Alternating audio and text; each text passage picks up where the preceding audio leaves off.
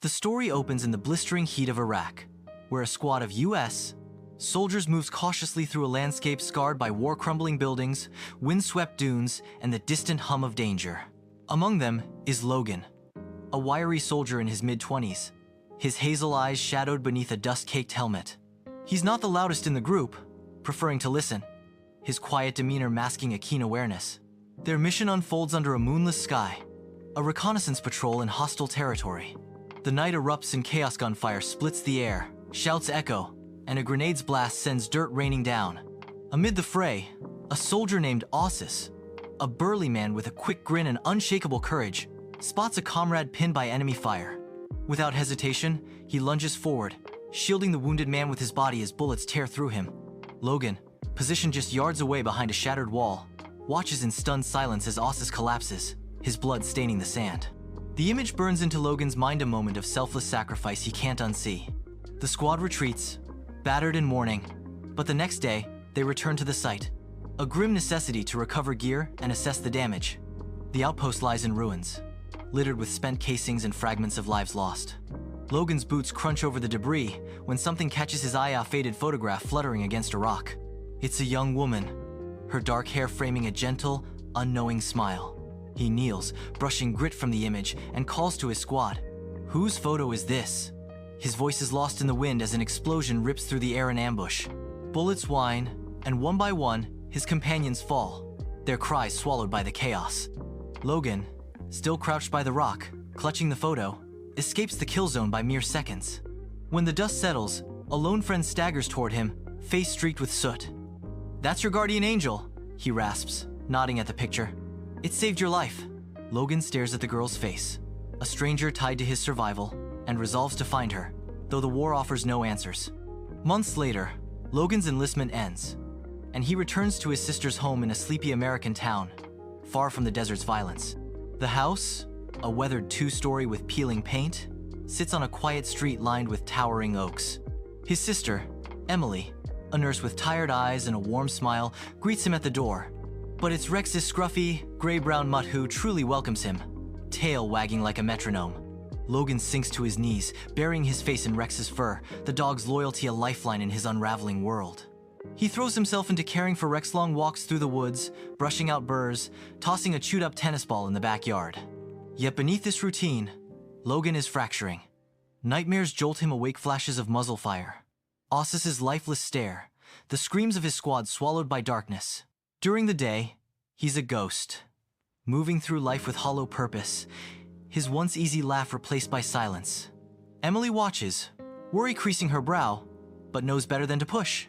One stormy evening, as rain drums the roof, Logan sits at the kitchen table, Rex curled at his feet. He pulls the photo from his wallet, its edges softened from countless touches. Turning it over, he notices faint ink scrawled on the back. "Keep safe." The words hit like a jolt, a whispered command from fate. He traces the letters, his resolve hardening. Will find her, this woman who unknowingly tethered him to life. Studying the image, he spots a tower in the background, tall, cylindrical, topped with a red beacon. Nights blur into days as he pores over maps, scrolls through online forums, and pins locations on a corkboard. Finally, he identifies it. Luciana, a small city hundreds of miles away, its skyline dominated by that very tower. With Rex beside him, he packs a duffel jeans, a jacket, the photo, and sets out, the road ahead a fragile thread of hope. Luciana unfolds before him, a sunlit sprawl of adobe buildings and jasmine-scented air.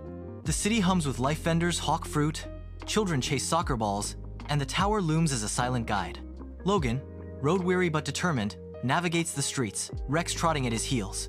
He shows the photo to anyone who will pause: shopkeepers, cab drivers, an old woman feeding pigeons.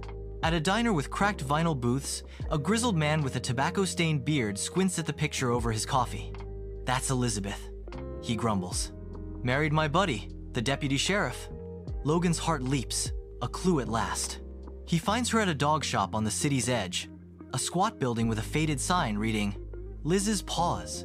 Inside, Elizabeth stands behind the counter, her dark hair pulled into a messy bun, her green eyes sharp with fatigue.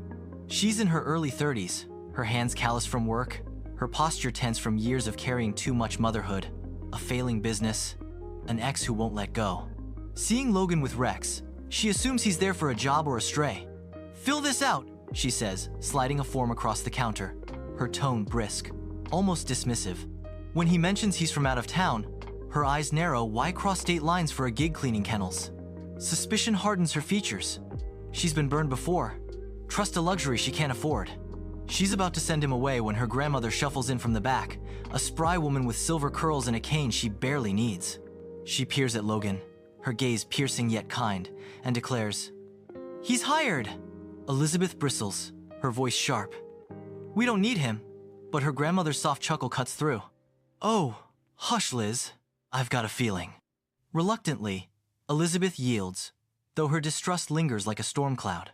Logan starts the next day, and she watches him like a hawk, waiting for a misstep. He doesn't give her one, feeding the dogs with gentle precision, scrubbing floors until they gleam. His quiet diligence a stark contrast to her skepticism. Rex curls up in a corner, earning coups from customers. And slowly, Elizabeth's son, a lanky boy of 8 with his mother's green eyes and a shy smile, gravitates to Logan.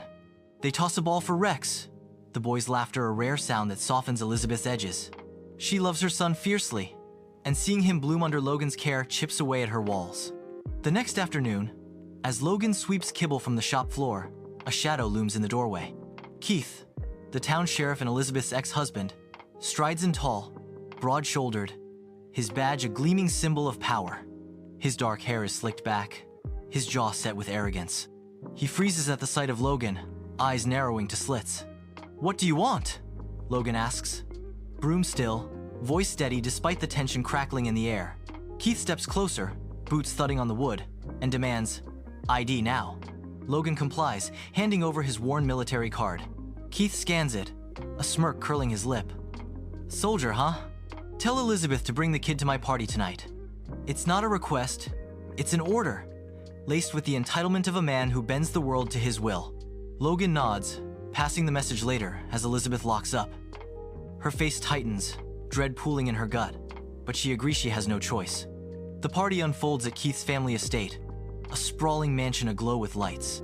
Keith's father, a judge with a voice like gravel and a reputation that silences dissent, presides over the guests. Keith basks in the reflected glory, his pride a weapon he wields against Elizabeth, threatening custody of their son at every turn. His temper and cruelty late-night rages, hurled insults shattered their marriage years ago, leaving her to claw her way back alone. She returns home at dawn, exhaustion dragging her steps, and finds Logan at the kitchen table with her grandmother, sharing coffee and quiet stories. The scene steadies her, and curiosity stirs. "What's your deal?" she asks, leaning against the counter.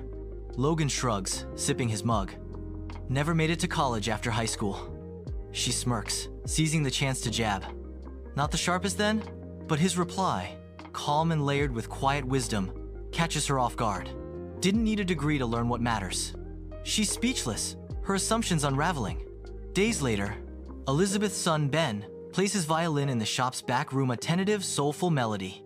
He's gifted, but schoolyard taunts have buried his confidence deep.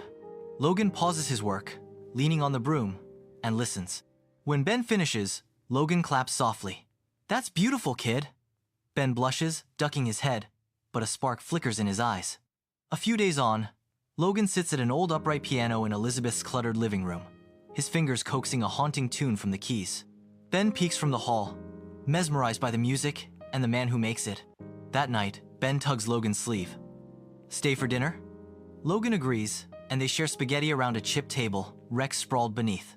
Over garlic bread, Logan challenges Ben to chess, betting dish duty. Logan Luceshes moves too sloppy to be chance, and Ben grins, triumphant. Elizabeth watches, then leans close. "He's scared to play violin in front of people," she murmurs, vulnerability threading her voice. Logan nods, a silent promise forming. The tale deepens. Elizabeth mourns at her brother's grave, her rage clashing with Keith's threats. Logan's bond with Ben grows, a piano-violin duet at church, marking their triumph. Keith's jealousy festers. She steals the photo, sows distrust, only for Logan to reveal Ossis was Track, Elizabeth's brother, who died saving him. Keith's final drunken rage ends in his death rescuing Ben, cementing Logan's place in their family. The story closes on Ben's 9th birthday, a celebration of love forged through loss. their scars a quiet strength.